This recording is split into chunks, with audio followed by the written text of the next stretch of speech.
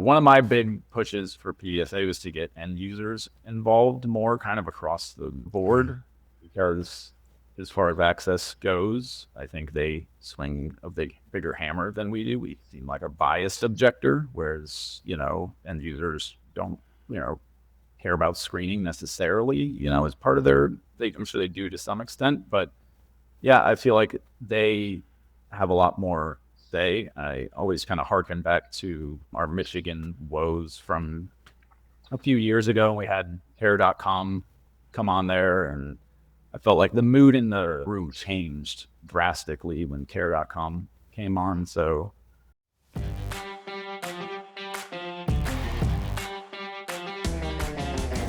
welcome to Behind the Screens, conversations with background screening pros. I'm Les Rosen, your host, and I'm excited to have you here. On this podcast, we chat with the people who know the background screening world inside and out. Executives, industry experts, legal pros, and more.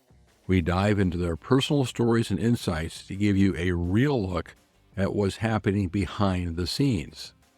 Whether you work in the screening industry or are just curious, Behind the Screens bring you the real, unfiltered conversations from the people who make it all happen. Stick around for stories you won't hear anywhere else.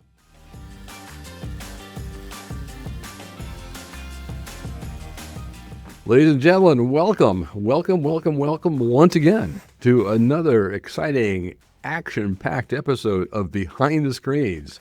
And today we have a gentleman with us who has had a very active role in the screening industry, has done lots of stuff. I'll let him tell you about it.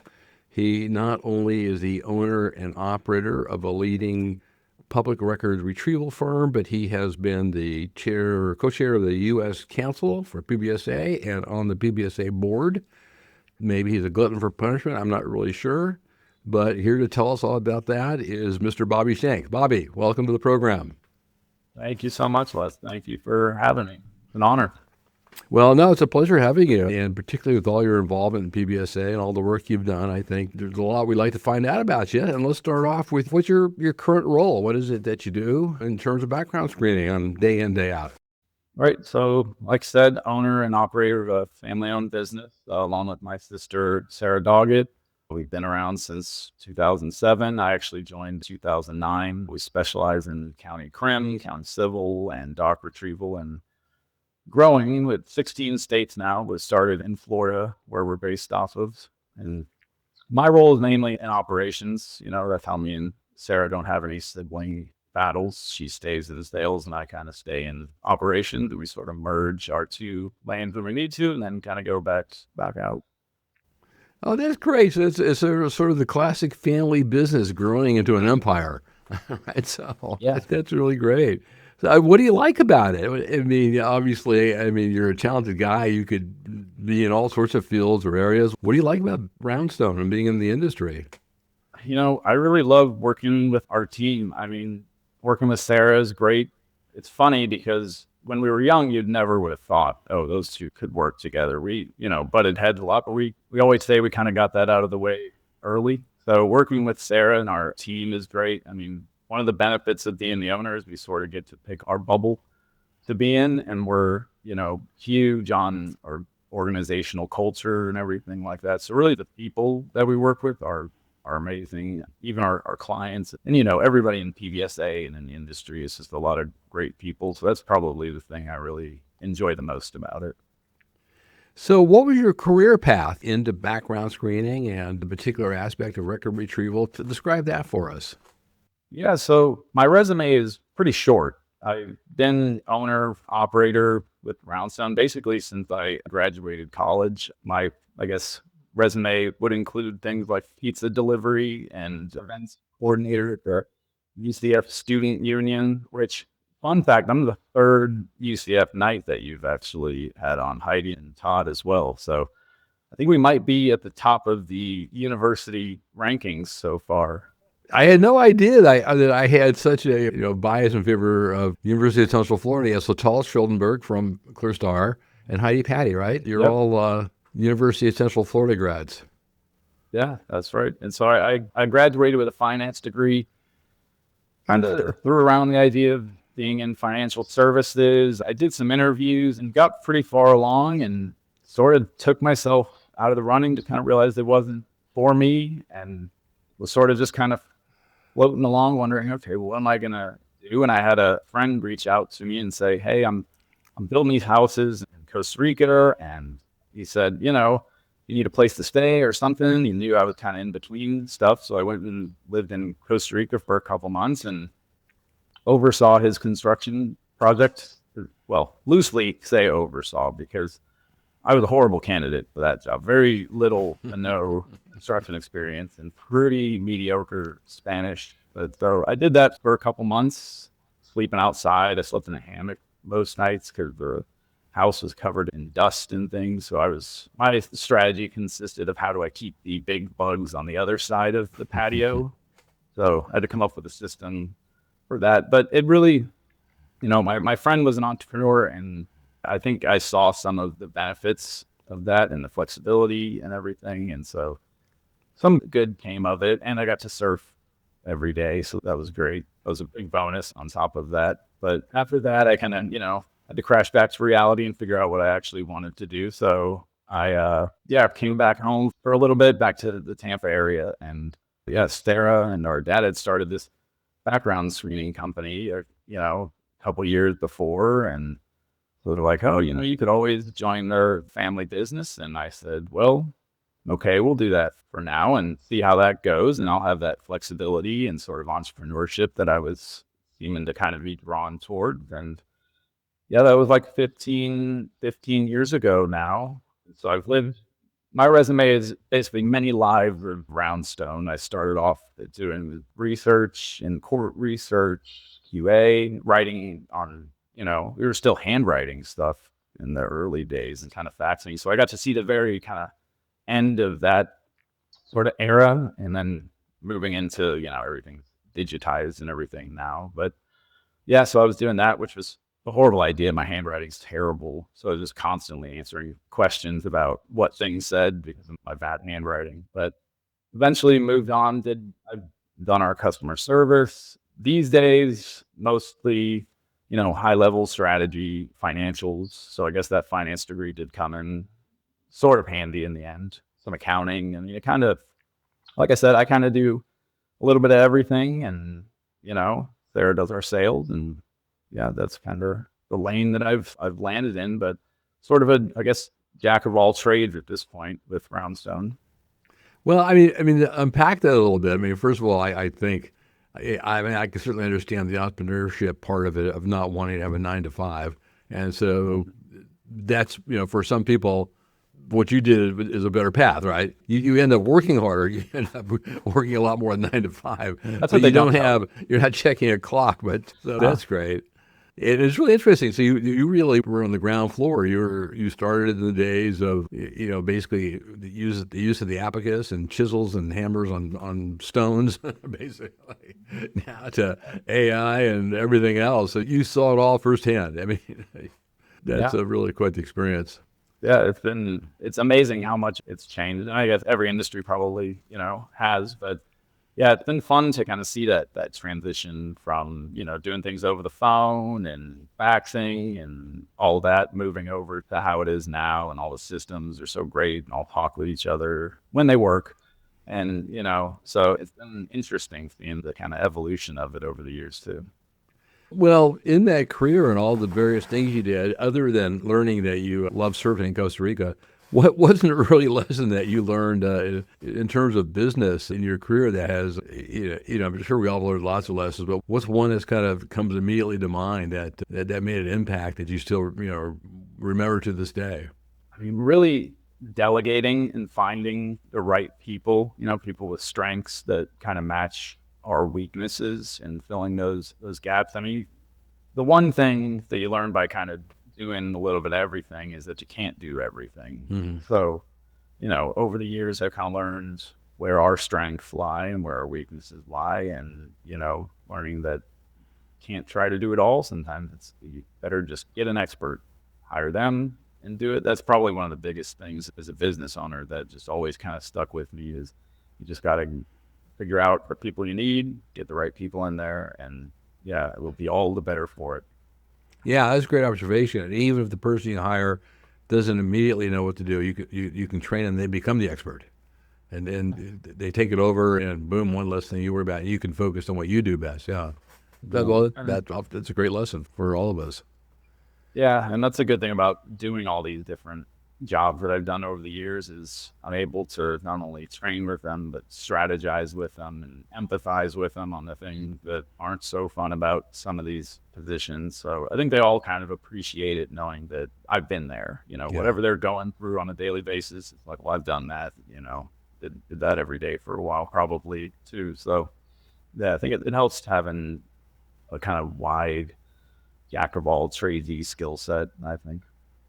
So part of your motto is "Been there, done that." Yeah, pretty much. All right. When it comes to your role in the industry, you've been there, you've done that, and you know the pain. All right. Mm-hmm. Well, Still here. you had the finance degree from UCF, University of Central Florida, and obviously you had options. You talked about this a little bit, but generally speaking, what do you enjoy about the background screening in general? We talked about what you liked about Roundstone, but what about, why stay in this industry with your arrays of skills and things you could be doing?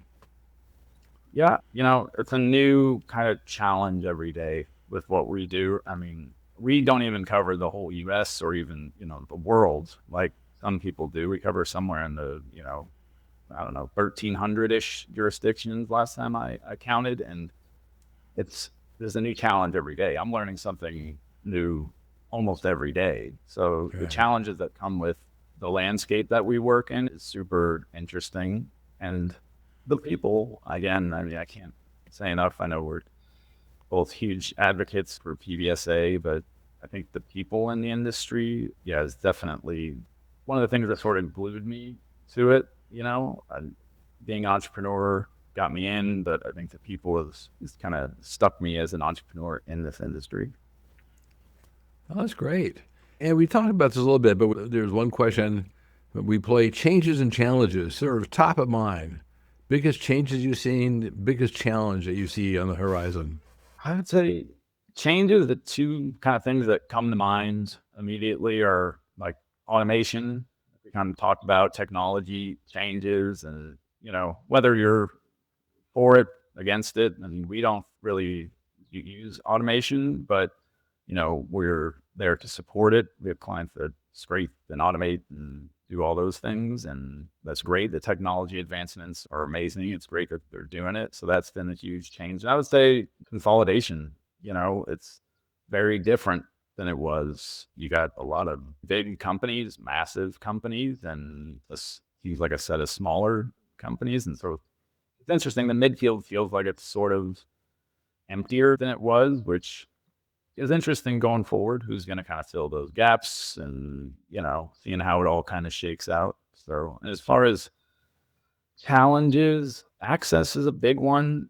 That's sort of why I always try to stay involved, not to get, too much into the weed on access to their IDs and stuff. But one of my big pushes for PBSA was to get end users involved more kind of across the board, because as far as access goes, I think they swing a bigger hammer than we do. We seem like a biased objector, whereas, end users don't, care about screening necessarily, as part of I'm sure they do to some extent, but yeah, I feel like they have a lot more say. I always kind of harken back to our Michigan woes from a few years ago. We had Care.com come on there, and I felt like the mood in the room changed drastically when Care.com came on. So yeah, that's just kind of a few of the changes and kind of challenges that come to mind.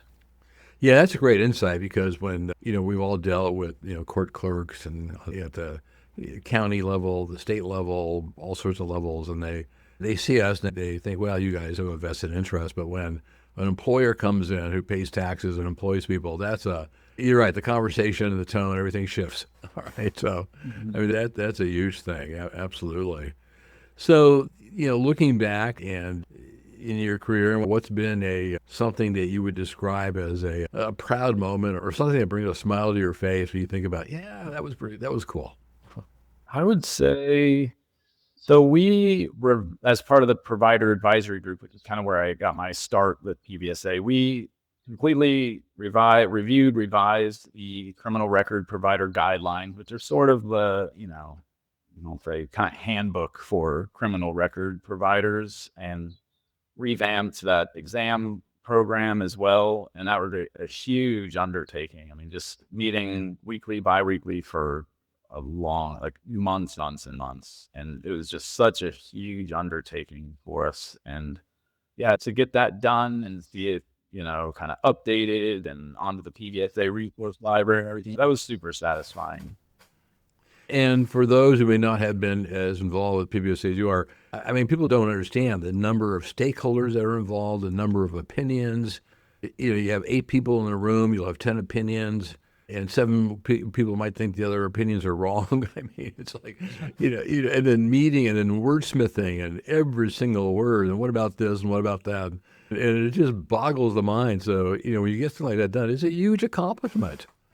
It is. And these are all competitors working with each other. We're all providers. We're all very much in the same space. But luckily, there's just so many fantastic providers, working alongside people like Scott Maloney and Andrew Cashman, and just really bright minds working on it. So, and really, I mean, I was just happy to contribute a little bit. Those guys are fantastic, and there's a lot of great people. Dorinda Funk, who's fantastic. I mean, so many great people that were on that task force. That's why I always kind of look fondly back on that one, just because, yeah, it was such a good group. We just learned so much, and hearing them talk. And that's kind of why I always advocate for people joining a committee. Is it's just, even if you're a fly on the wall in these task forces, there's so much great stuff to kind of soak up from these people.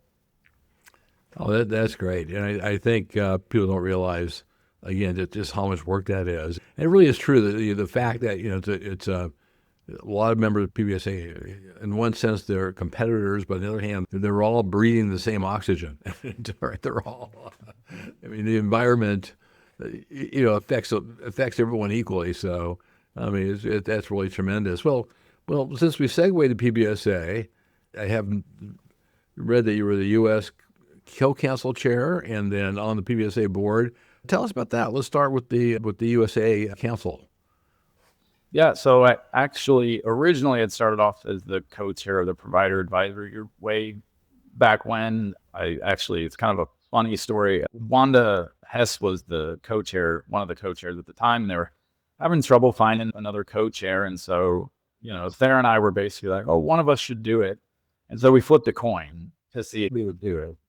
And at the time, I was like, I think I lost. I was like, I don't know. It feels like I lost. I have more stuff to do. And I was like, I mean, looking back now, I'm like, what a win that was. I probably wouldn't be on this podcast. I wouldn't be done a lot of the things that I'd done, had a lot of growth sort of through it. But I started with that group, ended up doing about five years on the provider advisory group, which I'm still active in, still go to the calls and everything. And then, so they had started the U.S. Council, which one of the chairs or the chair, depending on the committee, reports to the U.S. Council, along with the U.S. Council kind of chair and chair-elect. And so I was on the council representing the provider advisory group. And then at some point, they made the mistake of choosing me to be the chair-elect and then chair. So I did that for 2 years and been lucky enough now to be on the board of directors for PBSA, which has been a great experience so far. I mean, just so many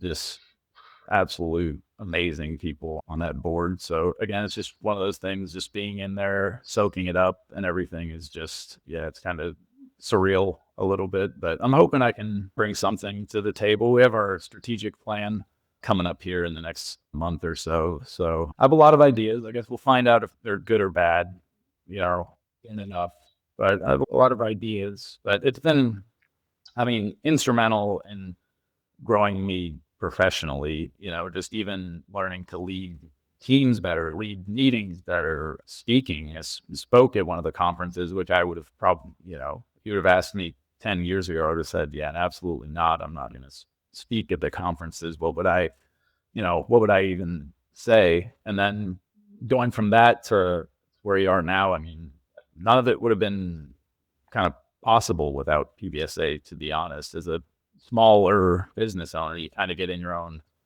bubble for good or bad. And then, I feel like getting involved in PBSA has really allowed me to kind of advance a skill set that I probably wouldn't have had otherwise. Well, when you became chair-elect of the U.S. Council and then the chair, I mean, how many, give the listeners a sense, how many hours a month was that? I mean, how many meetings, what's involved? In addition to your full-time job as a family man, and then your full-time job with Roundtree, I take it it's almost like a third job. Yeah, it can be for sure. It really depends what's going on. I will say the committees do an incredible amount of work. Like they are really the kind of workhorses on a more consistent basis, where the U.S. Council, there's a lot to do, a lot to organize and keep track of, and you're kind of not reporting to the board, but sort of the intermediary in a sense, a little bit for the U.S. Council. So trying to, drum up ideas from the committees and try to, send those up the rung of the ladder to the board of directors. But there's so much great collaboration. The creation of those councils, as far as like PBSA is concerned, was an absolute, I don't even know whose idea it was. It was a fantastic idea, because the collaboration between all of those committees is really like great. I still love those calls. I'm actually the board liaison to the U.S. Council now, so I'm still on all those calls, and the amount of collaboration on there is great. It's literally one of my favorite calls to get on each month, because they're always drumming up ideas on how we can improve the committee, improve our kind of volunteer pipeline and everything. And there's a lot of great ideas that come out of those councils and committees. So, I mean, before the councils, then when it was just the PBSA board, you would have all the committees. But now those are U.S. committees, and now each, APAC and Canada, Europe, Africa, they each have their own committees, and then it all kind of reports up to the main board that you're on now, right? Yeah. Yeah. Yep. So, how's it like being on the main board, the board that oversees all the councils? When did that start for you, and how long is your sentence? I mean, your commitment. So my sentence is, I believe it's 2 years, and gosh, did it start? It's probably been over 6 months. My gosh, I should write some of this stuff down so that I remember, but time just kind of, yeah. I feel like once you have kids and stuff, time just is totally lost. I've lost any sense of how long anything is. That's why I just down. I have no idea, but it's been really great. Like I said, there's so many good people from so many different companies and different positions. And, you got Melissa Sorensen sort of, wrangling us, she's an absolute like tour de force of a human. She just like, whenever she speaks on something, I'm always just incredibly impressed by her. And now we have Michelle LeBlond, who's great. I mean, they have really done a nice job at filling out the PBSA staff team. And so, I mean, they help a ton, but I'm still in the kind of soaking up phase. I guess, we were kind of coming toward the end of our last strategic plan. So a lot of it right now has sort of been wrapping that up, finishing it off, anything that's sort of left on that strategic plan, so we can move on to the next one. So I feel like hopefully my bigger contributions will come once this, next strategic plan is sort of getting worked out, and we start kind of knocking some stuff off of that plan. Oh, that's great. So the PBSA board, I mean, the whole PBSA experience, like, from what you described, has been really positive for you. Everything you've been involved in, all the lessons learned, people met, leadership, speaking. What did you speak on, by the way? Do you remember when you presented at a PBSA conference? You recall your topic? Yeah, so we did a session on CRA and provider relations. Oh, Me okay. and Orville, who's with Equifax now. It was good. It was fun. The lead up to it, the only downside is it just takes up so much mental space going up to the, leading up into the conference. But once you're in it, it's like, that's the easiest part, actually doing it. The hard part is the build up and the planning and the slides and everything like that. Once you get into it, it's actually kind of enjoyable. And it was helpful to do with somebody like Kevin, because he speaks really well, and he does leads GR. He's one of the chairs of GR right now. So he's a great person to kind of work along with, and we're friends. So yeah, I felt like that helps keep it kind of conversational and everything. So it was a good experience. Yeah, it's really true. There's kind of a rule of thumb that for every hour you speak, it takes about 3 hours to prepare. So, I mean, it's just a general kind of rule of thumb. And you see that in lots of industries, but it's really true. You're putting all that time and effort, and then when you get up there, time goes so quick. And then someone asks a question, and you're slowly off on some tangent, and boom, all of a sudden the session's over. All right. Yeah, and I'm a sucker for a tangent. I could go up on a tangent, no problem, and just I won't even know how we got there eventually. Right. Oh, that's funny. So you've been really involved in PBSA, but beyond PBSA, what do you do in your non-screening hours? Tell us about your hobbies or interests outside of screening. What do you do for fun?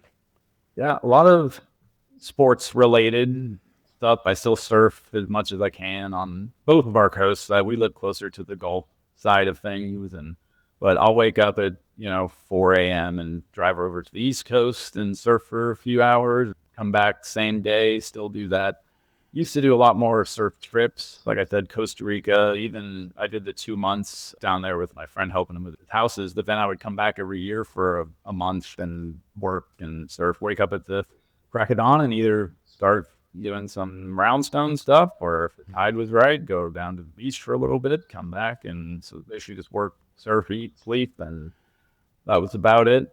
So I still do that as much as I can. On top of that, I grew up loving baseball. I'm a huge baseball fan. Played about as much baseball as you could have from the ages of probably 5 to 18. And so now my son just started T-ball this past year. So I got to coach the T-ball teams. That was fun to see everybody kind of trying to, teach him little tidbits there and see him kind of picking up a passion for the game and everything. So that's been really cool. I really love motorsports, F1 and World Endurance Championship, IndyCar. I take our son to the St. Pete Grand Prix every year down here for IndyCar, and that's been a lot of fun. He's kind of hooked on it, and now I'm surrounded by Hot Wheels and monster trucks. So probably my other hobby is playing with toy cars all day. Well, I got to break that down a little bit. All right, so what's your team? What's your local team? Is that your favorite team? Yeah, the Rays. Yeah, the Rays would be my team. We're from Chicago. I have a lot of family in Chicago, so sort of forced to be a Cubs fan a little, So that'd be my second team be Cubs. But yeah, I'm a Rays fan, kind of, through and through, because we've been here since I was, less than a year old. So the Rays weren't even here when I moved here, so I got to see them kind of come into creation, and yeah, got pretty hooked going to the games as a kid and everything. Well, aren't they playing in some Little League field now or something? Or pretty close. They don't have a stadium. What happened?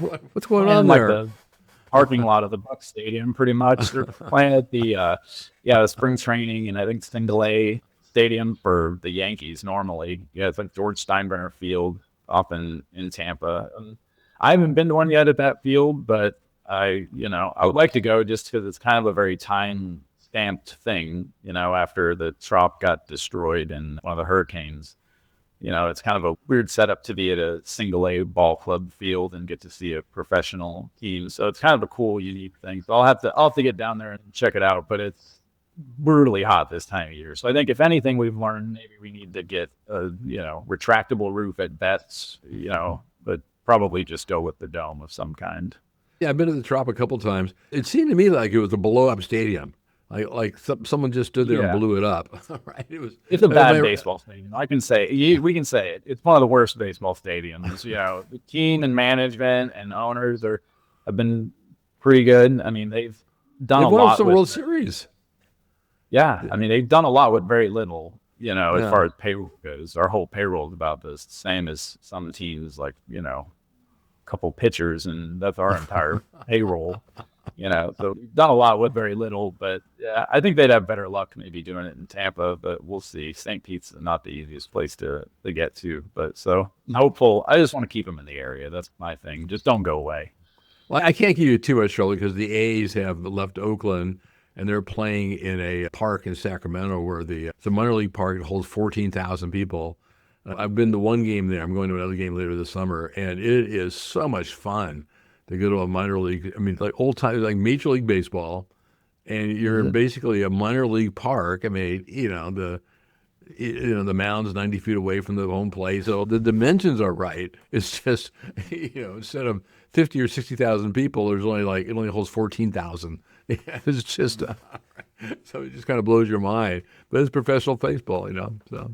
That's a big difference where you're watching. We got lucky enough to be able to go to Fenway during the PBSA conference in Boston last year, which was like a bucket list one for me because I'd never been to Boston, and obviously Fenway is about as good as it gets as far as baseball history and experience goes. And that was like incredible. I was kind of over the moon about being able to do that. Oh, that's fantastic. Yeah.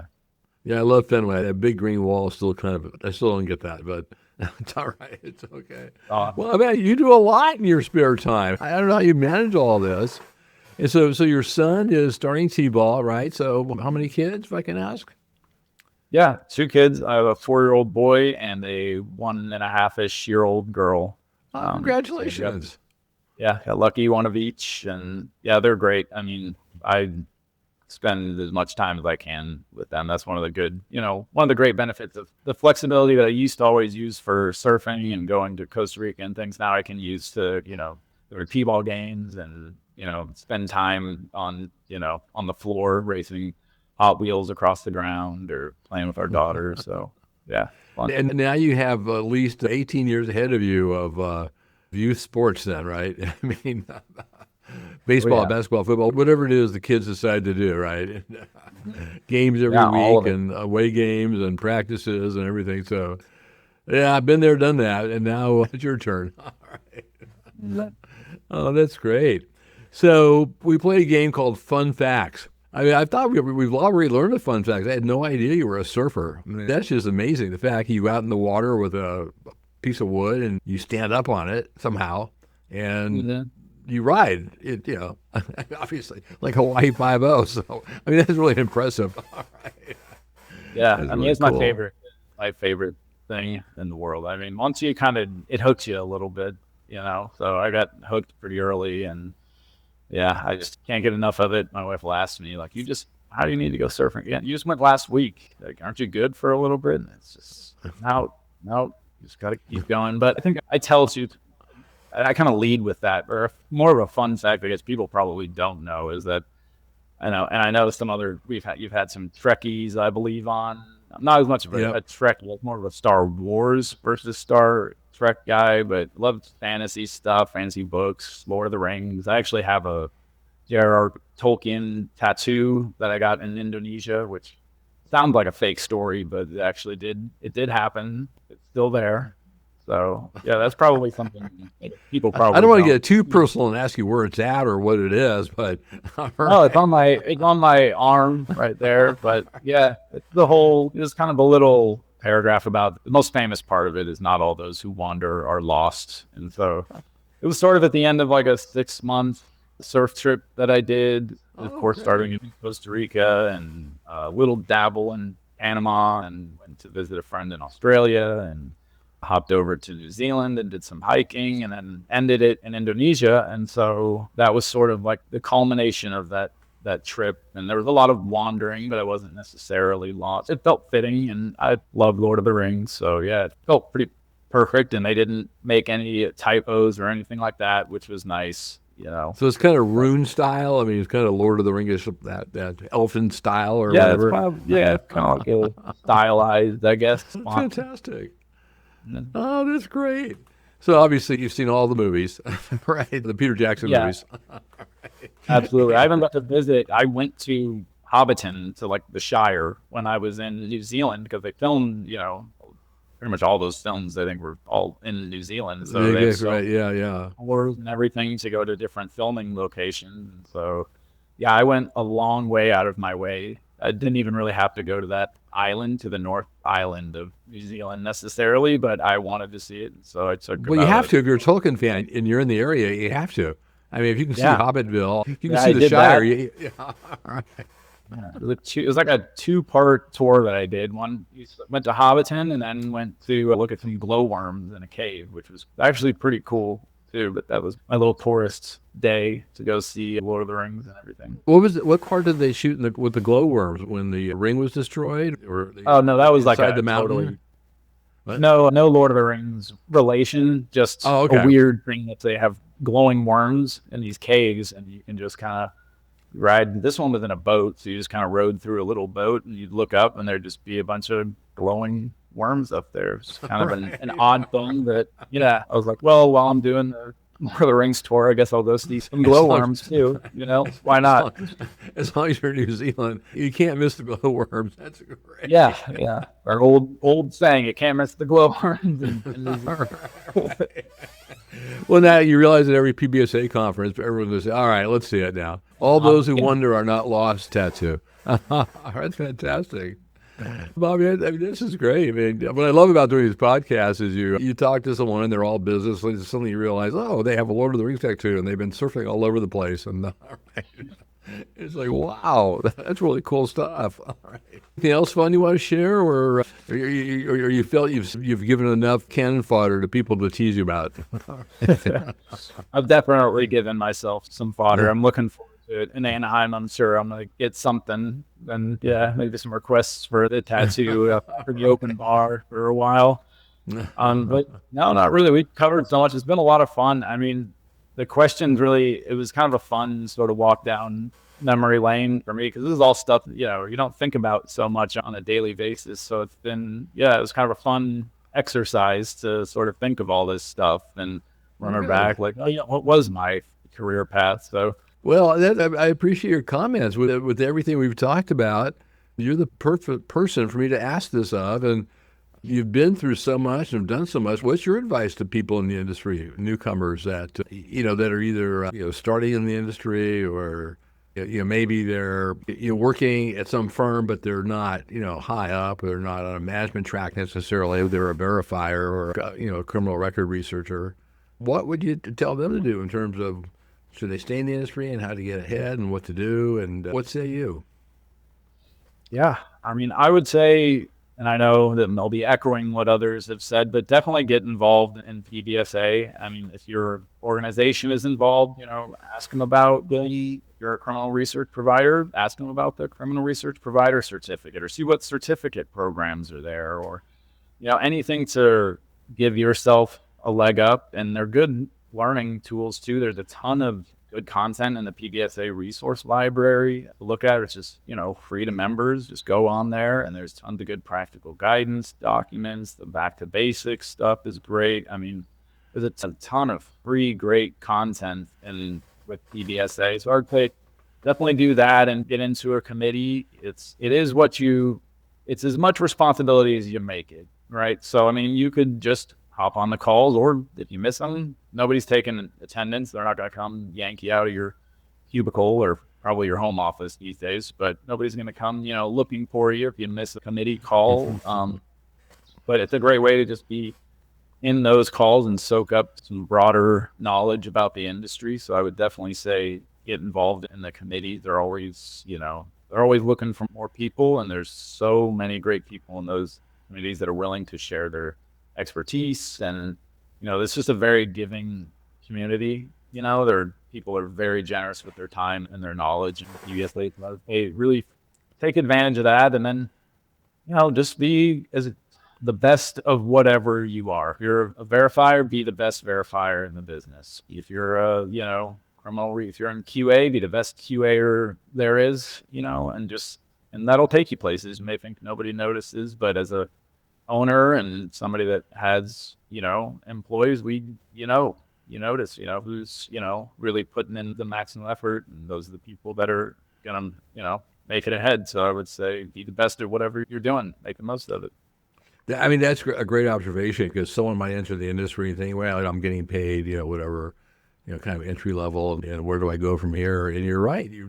As a former business owner, who has the magic touch, just because they put in the energy and the effort, and they care and they try. And the other great thing you said was that anyone could just call up, even if your manager doesn't you don't have to ask your manager's permission or your employer's permission. You can just say, hey, I want to join this committee. You can be an entry-level Q&A clerk, and you can start getting to know everyone in PBSA. And that just leads places. I don't know where it leads. It just magically leads places. So you just never know. So Bobby Shank's been great having you. Thank you again so much for having me. And yeah, it's an honor to be on and just to be a part of this industry with everybody. I mean, makes my professional life much easier and much more enjoyable, being able to, work with the colleagues that we do in the industry and PBSA and people like yourself that kind of paved the way for, what was APBSA and PBSA and everything. So yeah, just really grateful, and thanks again. Ladies and gentlemen, this has been another episode of Behind the Screens. Our guest today has been Bobby Shank. And for those who did not know it, he's ace surfer and proud involved dad, as well as a gentleman who has accomplished a lot professionally and within PBSA. It was a pleasure to get to know you better. A pleasure to have you. Thank you very much. Thank you, Les.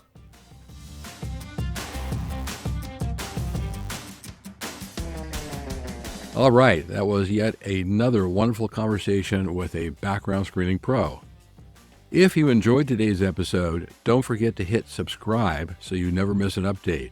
And hey, if you got a moment, we'd love for you to leave us a review. It really helps get the word out. For more info or to catch up on past episodes, or to make suggestions or to suggest possible future guests, head over to our website. Once again, this is your host, Les Rosen, and it's been a pleasure to bring you another episode. See you on the next episode. Thanks.